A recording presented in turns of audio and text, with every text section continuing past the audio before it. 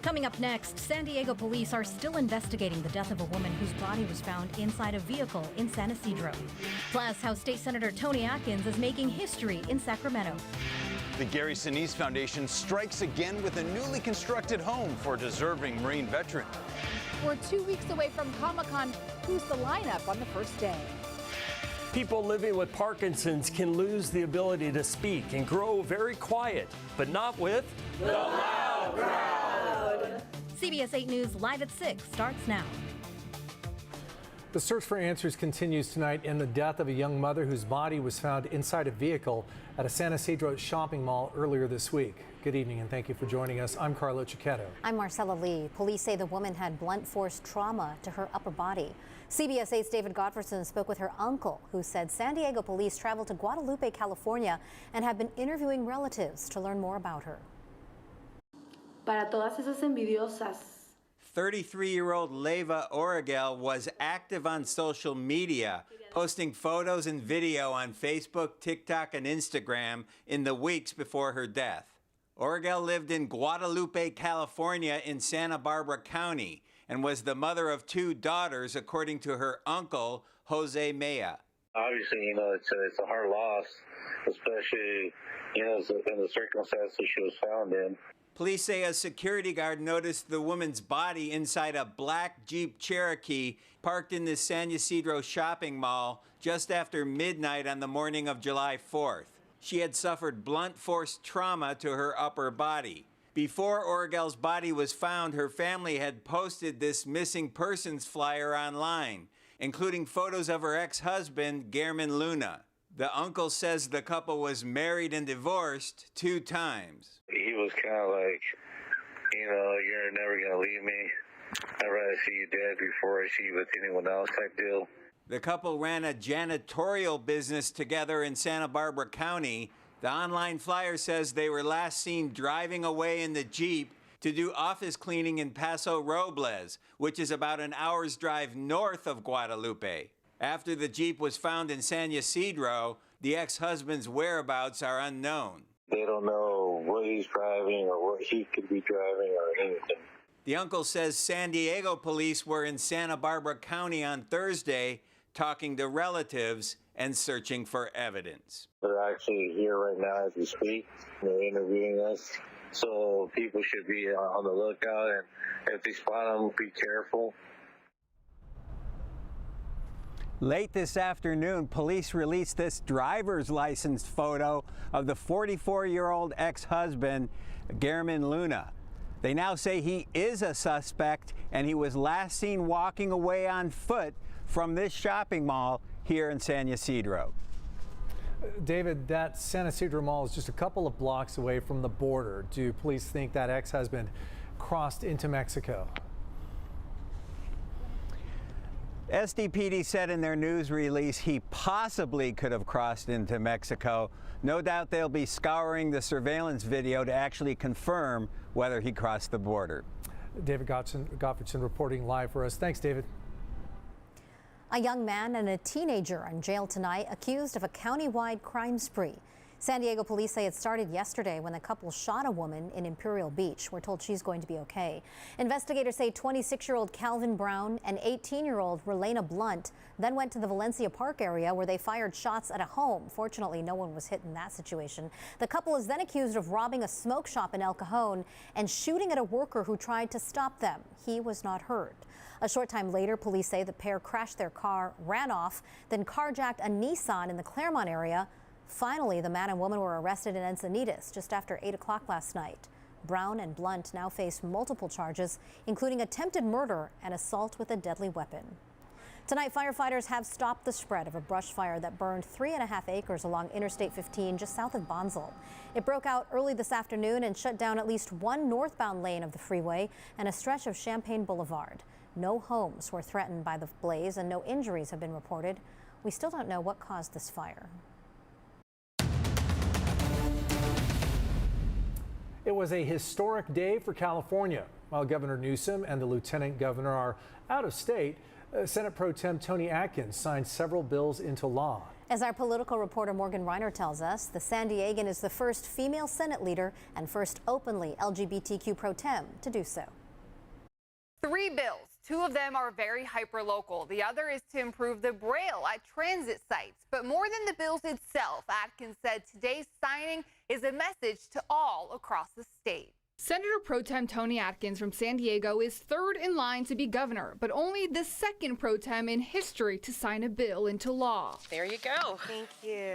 Both the governor and lieutenant governor Eleni Kounalakis are out of state at the same time. Newsom is spending time with family while also touring red states. I think our values in California are very important to be exported because there are people looking to California, as I did, for opportunity, acceptance. The bills she signed include one that gives the city an additional seat on a regional transit board. These are local government bills. The 3 bills were not controversial. I think there are some other bills that I don't have to sign, and that's probably a good thing.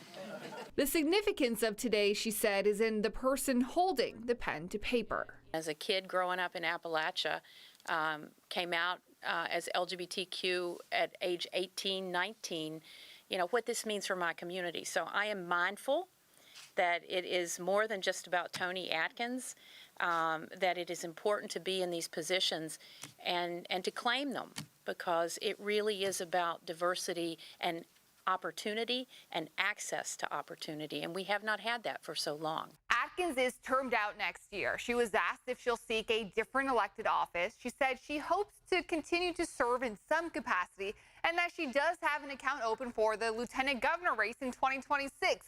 But she said that's a question for another day. Thanks, Morgan. While Atkins signed bills today, it's not the first time she has stepped into the role of governor. Back in 2014, while an assembly member, she was acting governor for 9 hours, making history then as the state's first openly gay governor. And you probably also remember Atkins' political roots go all the way back here to the city of San Diego and the city council, where she served District 3 for 8 years. California's Attorney General Rob Bonta is asking to open a federal criminal and civil investigation into the transportation of migrants to Sacramento. The letter says the Department of Justice should act because it spans at least 5 states, adding that it's unconscionable to use people as political props by persuading them to travel to another state. Texas Governor Greg Abbott has admitted to sending migrants from his state, as has Florida Governor Ron DeSantis.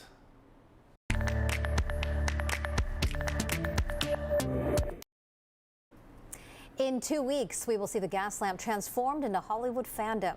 The official first night of ComicCon International kicks off on Thursday, July 20th, and the lineup for that night was just released today. But with an ongoing writers' strike and potential actors' strike looming, we already know it won't have the same star power. CBS 8's Abby Black is live at the convention center, where ComicCon says the show must go on, and it will. Abby?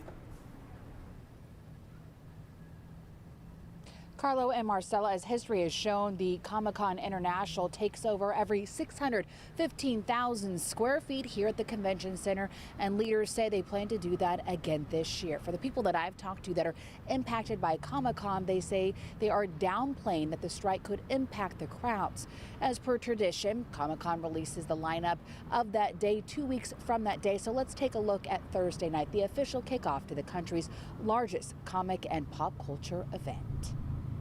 The countdown is on, and ComicCon just released the lineup for the first official night for one of pop culture's biggest fandom events of the year. I know that if you're a fan of the TV show Ghosts, Thursday is a great day to be at the show. CBS's hit comedy series Ghosts will be in Ballroom 20, and the ever so popular Hall H will feature Marvel's Spider-Man 2 Symbiotic Relationships Insomniac Games and the animated film Teenage Mutant Ninja Turtles Mutant Mayhem.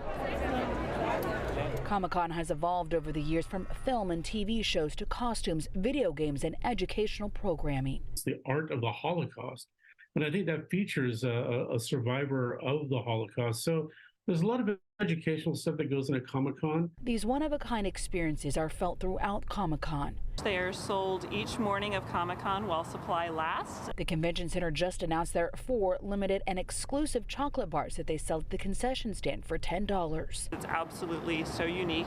But the writer's strike and potential actor's strike are looming over the 4-day event. Some studios, such as DC Comics and Marvel, have announced they're scaling back their appearances. ComicCon spokesperson David Glanzer says there will be a Hollywood presence, but may not be at the level as in years past. So it isn't as if that somebody pulled out of the show or anything like that. They probably just were never scheduled. It's something that is ever changing, and even when we publish the list, that's subject to change too, and it may have absolutely nothing to do with what's going on in Hollywood. Glanzer says despite the strike, he's still expecting that 135,000 people to attend the convention. He says tickets are sold out 8 months in advance, long before the lineup is announced. They know overall it's going to be a great show.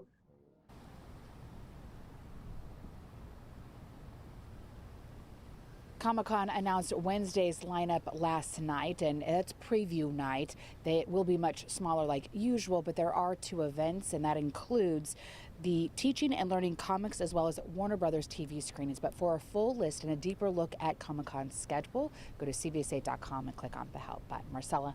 Abby, do we have any idea how this strike could affect ComicCon's economic impact in San Diego? We usually see a huge boost.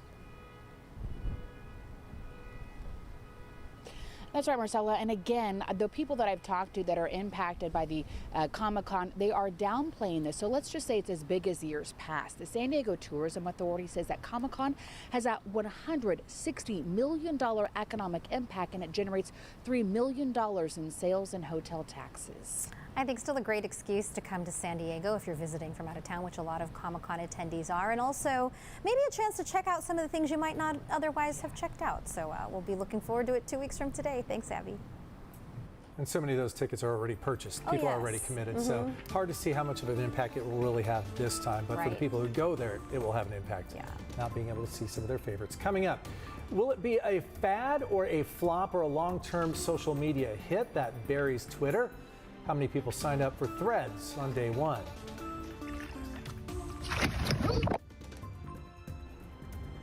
Whoa, we're going to tell you what led up to this sea lion surprise off the coast, wait for it, of Southern California. There he goes right now.